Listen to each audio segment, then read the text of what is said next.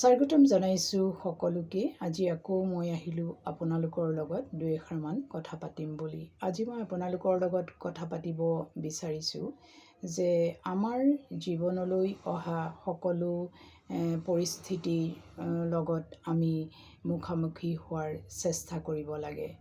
যদি আমি আমাৰ জীৱনলৈ অহা সকলো পৰিস্থিতিৰ লগত মুখামুখি হোৱাৰ চেষ্টা কৰোঁ, তেতিয়াহ'লে আমাৰ জীৱনত যি পৰিস্থিতি নাহক লাগে, আমি সকলো পৰিস্থিতি আমি জয় কৰিব পাৰিম আৰু আমি জীৱনটো সুন্দৰকৈ আগবঢ়াই লৈ যাব পাৰিম। যদি আমি আমাৰ জীৱনলৈ অহা সকলো পৰিস্থিতিৰ লগত আমি সন্মুখীন হোৱাৰ চেষ্টা নকৰোঁ, তেতিয়াহ'লে আমাৰ জীৱনটো ক'ৰবাত থমকি ৰৈ যাব। সেয়েহে আমাৰ জীৱনলৈ যেনেকুৱা পৰিস্থিতিয়ে নাহক লাগে, আমি সেই পৰিস্থিতিৰ লগত নিজকে মুখামুখি কৰাৰ চেষ্টা কৰিব লাগে। আৰু ভৱিষ্যতে আমাৰ জীৱনত যি পৰিস্থিতিয়ে নাহক লাগে, সেই পৰিস্থিতিৰ ওপৰত আমি ভৰসা কৰি আমাৰ জীৱনটো আগুৱাই লৈ যোৱাৰ চেষ্টা কৰিব লাগে।